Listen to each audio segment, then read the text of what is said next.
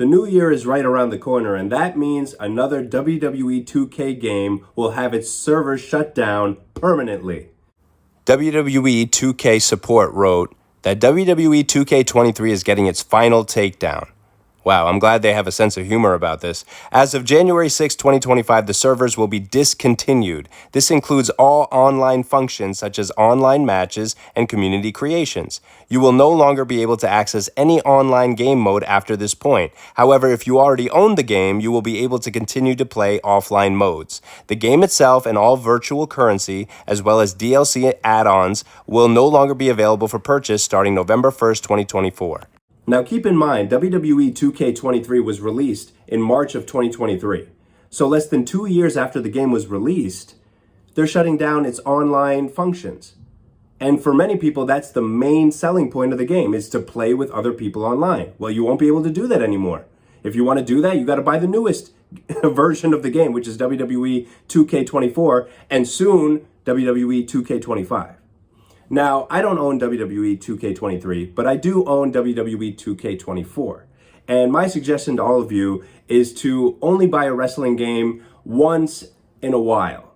You know, the last time I bought a wrestling game was WWE All-Stars, which was released in 2011. So there was a 13-year gap where I didn't buy a wrestling game, just to let you know.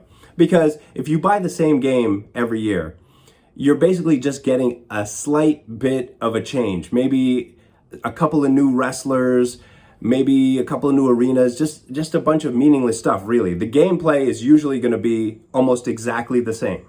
There's not going to be significant improvements over the course of 1 year.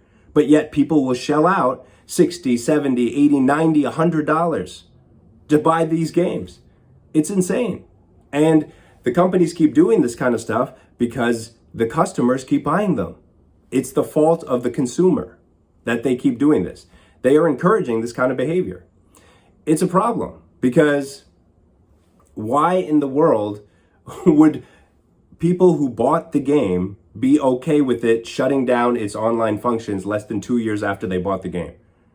I mean, it's like only somebody who just doesn't understand what's being done to them would be okay with that.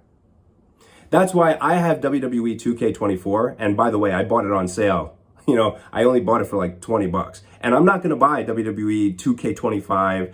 I probably won't buy a wrestling game for a long time. Now, don't get me wrong. WWE 2K24, it's a great game. The graphics are great. They have a ton of different wrestlers in the game. It's a good game.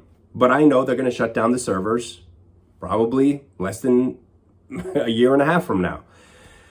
And people have to be reminded that gaming companies are constantly trying to screw you in so many different ways. So my suggestion to all of you is if you bought a WWE wrestling game like 2K23, don't buy another wrestling game for at least 5 years, maybe even 10 years, because you're not going to get massive improvements every year.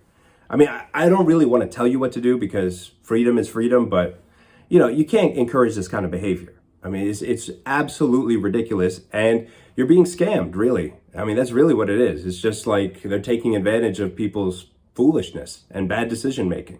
The more you keep buying yearly iterations of the same game, or you participate in live service games where you're constantly buying new things, or you're paying a monthly subscription fee to be part of this live service game, you are encouraging the gaming industry to lean into these bad practices. And they just view you as targets, really. And they're not focused on providing you with a quality product. I mean, think about how many live service games have failed over the years. Like Concord, how about the Suicide Squad video game earlier this year? It's because companies are like, oh, they want to get all of that Fortnite money. You know, they want to get that. They want to have a game where they can just release the game and it is what it is. And then occasionally they add new stuff, but really they're just taking as much cash from you as possible, making a fool out of you.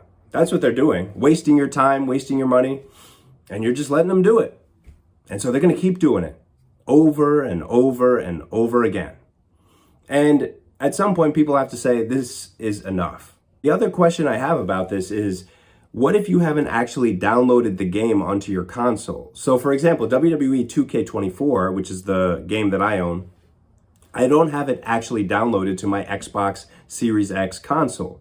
I play it over cloud gaming thanks to Xbox's Game Pass Ultimate subscription, because I don't want to take up space on my console because there's a limited amount of space.